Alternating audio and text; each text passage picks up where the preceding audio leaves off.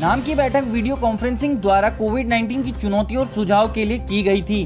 इस बैठक की अध्यक्षता अजरबैजान के राष्ट्रपति इल्हाम अलीयेव ने की, जो कि वर्तमान समय में नाम के अध्यक्ष भी हैं।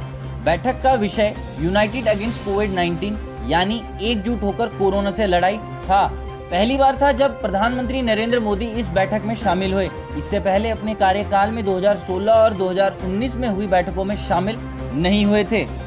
वैसे आपको बता दें कि नॉन अलाइंड मूवमेंट का गठन सन 1961 में हुआ था। इसके गठन में उस वक्त के भारतीय प्रधानमंत्री जवाहरलाल नेहरू ने अहम भूमिका निभाई थी।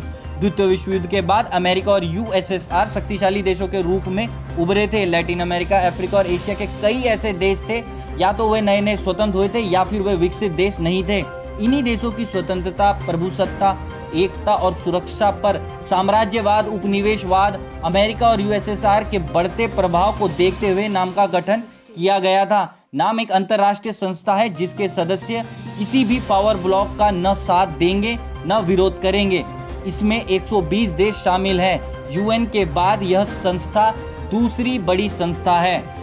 संबोधन की शुरुआत में प्रधानमंत्री ने सभी लोगों के लिए दुख जताया जिनकी कोरोना नामक बीमारी से जान गई है। साथ ही उन्होंने नाम को वह मंच बताया जिससे कोरोना जैसी बीमारी के खिलाफ वैश्विक एकजुटता को बढ़ावा देने के लिए मदद मिल सकती है।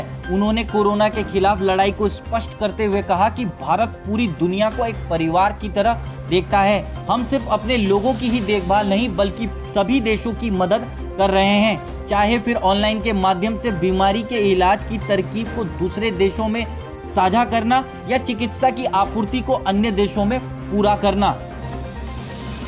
उन्होंने पाकिस्तान का नाम लिए बिना निशाना साधते हुए कहा कि जहां एक तरफ पूरा विश्व महामारी से लड़ रहा है, वहीं कुछ लोग ऐसे हैं जो इस वक्त भी आतंकवाद फैलाने में व्यस्त हैं। ये लोग झूठी खबर फैलाकर और जबरन दूसरे देशों के आंतरिक मसलों पर जहर उगलकर समुदायों और देशों को बांटने का काम कर रहे हैं। वर्तमान समय में नॉन अलाइंड मूवमेंट की सिद्धांतों की सीमाओं पर प्रधानमंत्री खुलकर बोलने से पीछे नहीं हटे। उन्होंने कहा, गुटनिरपेक्षतावादी सिद्धांतों ने कई नाम देशों की बीमारियों के खिलाफ चुनौतियों को बढ़ाने का काम किया है। बहुपक्षीय इस बैठक में चर्चा का विषय भी था। शायद तभी प्रधानमंत्री ने कोविड-19 के खत्म होने के बाद भूमंडलीकरण का नया रास्ता तैयार करने पर जोर दिया, जो निष्पक्षता, समानता और मानवता को सोचकर बनाया जाए। आपातकाल के समय और स्वास्थ्य समस्याओं पर नाम का ध्यान केंद्रित करते हुए प्रधानमंत्री बोले, विश्व के सभी देशों और WHO को विकासशील देशों की स्वास्थ्य के क्षेत्र में आपूर्ति को समय से उचित और सस्ते मूल्यों पर उपलब्ध कराने पर कदम उठाने चाहिए।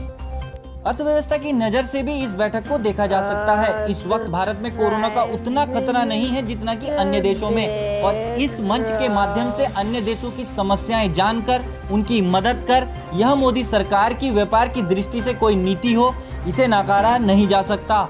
इस वीडियो में इतना ही। धन्यवाद।